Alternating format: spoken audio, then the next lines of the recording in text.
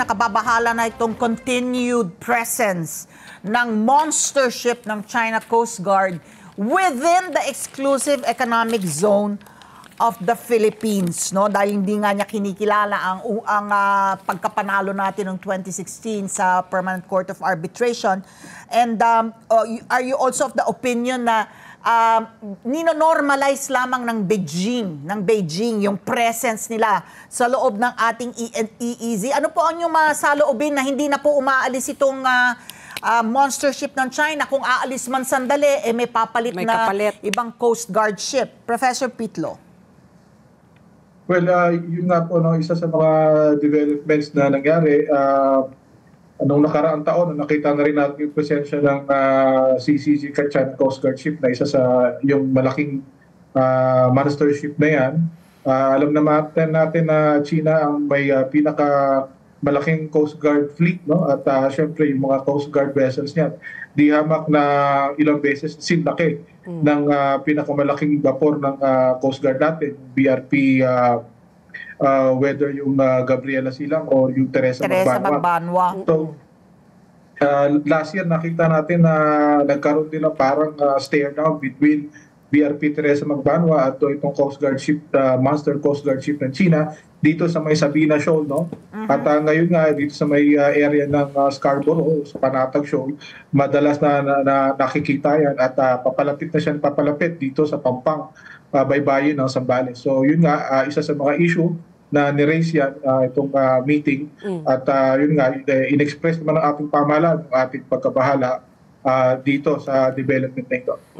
So, Professor, ito, no, the past few days nga, no, sabi nga natin na halos araw-araw nandyan po ang mga Chinese Coast Guard na bumabaybay na dyan sa ating exclusive economic zone. And lagi, binabalita rin po natin na nagkakaroon ng radio challenge, no, whether it's from the China Coast Guard or from the Philippine Coast Guard. I'm curious, yung radio challenge, when you say radio challenge, ano na yan ba? May pag-uudyok na ba? Yung parang, sige nga, may hamon na ba dyan? I mean, what is a radio challenge? What is it supposed to accomplish? Is it really supposed to make the other party back off? Or ano ba anong significance po ng isang radio challenge? Well, yung radio challenge, normal yan. No? So, sinasabi natin dun sa vapor na yan, na nasa katubigan sila ng ating bansa. No? Kung lumapit yan sa ating territorial sea, kung nandun man sila, definitely, yan, is a serious matter. Kung nasa EEZ natin sila, just the same, just to let them know na nandito sila sa ating maritime zone, nasa EEZ natin sila, at kung maglalayag lang sila ng continuous expeditions, wala naman siguro problema. Pero kung meron silang gagawin ibang aktibidades, no? Ibang whether underwater yan or the surface, papatrol sila sa katubigan na kiniklaim nila na hindi naman sa kanila. So, yun ay malinaw na paglabag. Kaya ngayong presensya ng ating Coast Guard, whether yung sea or air assets natin nandyan, para i-monitor itong presensya ng China Coast Guard na ship na ito dito sa ating EEZ. So, yung mga ganong challenges, normal yun para ipakita na itong katubigan na to ay bahagi ng ating EEZ o bahagi ng ating territorial sea.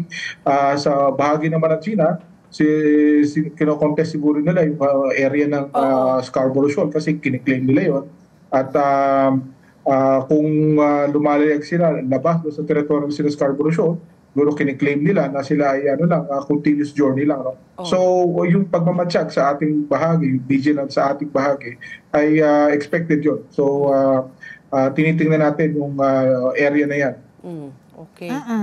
Yung kahalagahan din ba ng radio challenge na yan is really parang it's a protest, no? And we are not accepting your presence here within our EEZ. Kasi kapag nanahimik ka, parang di ba parang sa korte may ganun din na kapag kaya laging I object, Your Honor. Kasi you should always communicate your kinokontra mo yung nangyayari. So, merong ganun din na epekto ang radio challenge, that is, kapag may implication na kailangan mong magprotesta. Well, tama yun. No? So, the mere fact na binabantayan natin yan at we're trying to let them know na nandito sila sa ating katubigan, kung kailangan nating i-issue away, kung meron silang ginagawang activity na labas doon sa parang normal continuous na voyage, no? Kung dumadaan lang naman sila dyan. Pero kung meron silang ginagawang iba maliban doon, yun ay pwede maging subject ng protesta natin. Kung naglo-loiter sila dyan, matagal yung kanilang presensya dyan, hindi naman, kumbaga, may suspicious or abnormal activities tayong namamonitor, dapat yun ay at the very least siguro ma-erase dito sa meeting natin ay itong katatapos na meeting, no? Na-raise dapat yan. At kung patuloy pa rin yan, maaaring maging subject ng diplomatic protest. So nire-reference natin yung mga radio channels na yan para yun nga, hindi naman na tayo mag-appear na nag-a-acquiesce tayo, no? O kumbaga parang nire-recognize natin yung presensya nila dyan. So patuloy ang ating pagmamatsyag, yung patuloy yung ating pagtitingin doon sa kanilang mga ginagawa dyan si RNN. Yun ay parang proof, no? Evidence sa ating bahagi na kinukonsidera natin na itong katubigan na ito ay bahagi ng ating EEZ at yung presensya ng foreign vessel gaya ng Master Coast Guard ship ng China, as long as normal yung kanilang activity, titingnan yan pag monitor. Pero labas doon, yun ay talagang kumbaga ay maaring maging subject ng diplomatic protest at the very least. Let's get together, Sunday 25, Sunday 25.